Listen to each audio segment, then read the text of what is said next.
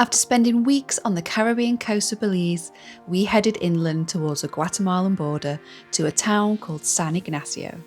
And honestly, it felt like stepping into a completely different country. The women wear these beautifully bright traditional cotton dresses, and the markets are overflowing with fresh produce, as well as the jungle hiding some of the best Maya ruins we've seen yet. I'm Libby, and this is Ocean to Jungle. We actually bagged a lift from Tobacco Key with a lovely Canadian couple we'd met who'd rented a car. On the way, we even spotted a black-headed trogon just chilling in the trees. When we arrived in San Ignacio, we immediately hit the market, and it was absolutely jam-packed with the freshest fruit and veg, one of the best markets we'd seen so far on our trip.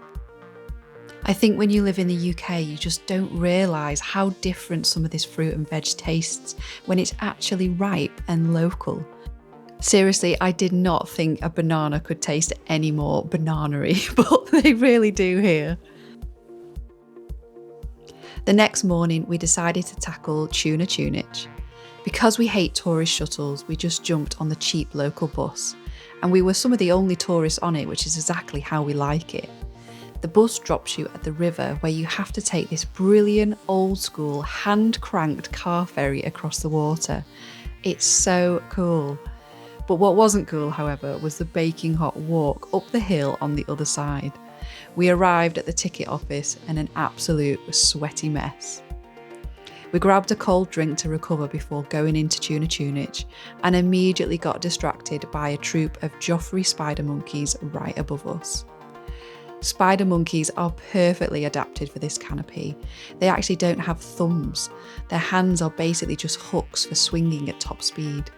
Instead, they rely on their prehensile tail, which has a hairless friction pad on the end and is so strong it can support their entire body weight. It literally acts as a fifth limb. Finally, we made it inside Xunantunich, and for some bizarre reason, it was completely dead.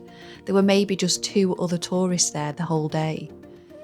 Xunantunich peaked at around 600 to 900 AD, but the name actually translates to stone woman in the local Mayan language. It refers to a ghost woman with glowing red eyes that locals claim haunt the site. After about an hour of exploring the Maya ruins, we realised potentially why it was so quiet today. It was so hot. It was possibly pushing 40 degrees today. The location of San Ignacio in this part of Central America, and later when we went into Tikal as well, is so hot and humid.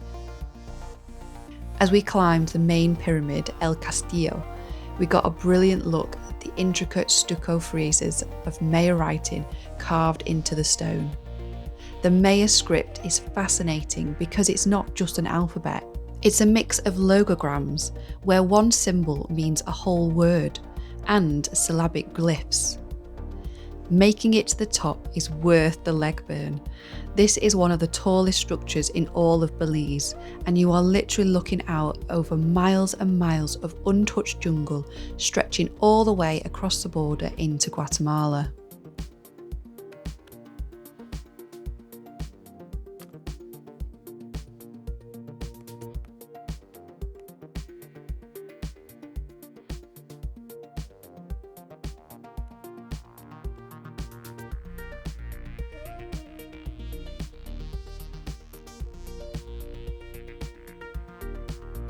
After an incredible day, we got the ferry and bus back into town.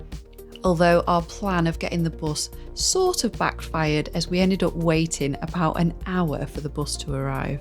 I guess Belize time isn't just a Caribbean phenomenon. The next day, we set off for ruin number 2, Cahal Pech. This one is technically walking distance from town. We did walk there, but on the way back, we got the local bus instead.